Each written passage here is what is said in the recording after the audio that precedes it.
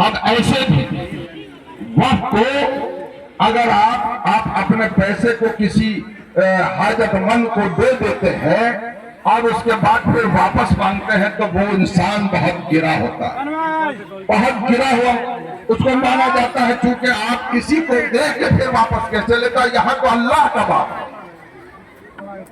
तो ऐसी जो चीज है, मसाजिद है, मदरसा है, इमाम बाड़ा है, कब्रिस्तान है, ये सब वक्त में आता है।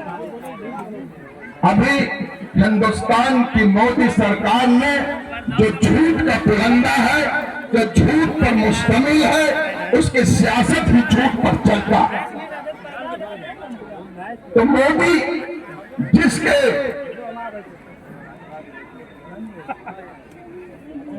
होम मिनिस्टर जो है वो आदरणीय अमित शाह है, और सबको मालूम है कि वो तरी पार है।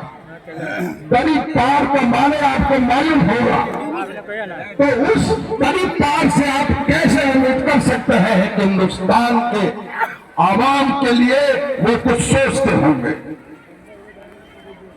अभी उन्होंने झूठ फैलाया कि वक्त में जो ट्रिब्यूनल होता है वो ट्रिब्यूनल जो चाहे वो करे, यानी किसी जमीन पर वक्त अपना मालिकाना हक दिखलाता है तो ट्रिब्यूनल का फैसला जो है वो खत्मी फैसला होगा, ऐसा हरगिज नहीं है।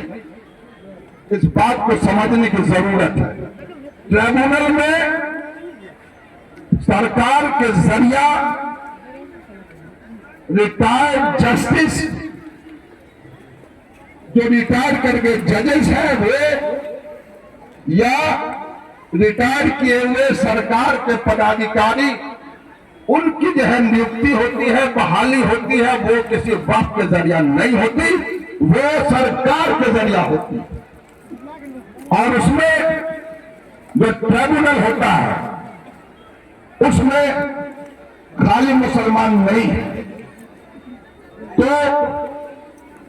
एक चीज वो झूठ फैलाते हैं कि ट्रिब्यूनल का फैसला खत्म होता। ऐसे लाखों करोड़ों केस जिसको ट्रिब्यूनल ने फैसला किया कि ये वक्फ की जायदाद है, ये औकाफ की जायदाद है, उसको चैलेंज किया गया हाई कोर्ट में, उसको चैलेंज किया गया सुप्रीम कोर्ट में, और ऐसे करोड़ों मामला जो है पेंडिंग है। ये मोदी की पहली जो है झूठ आपको सामने है।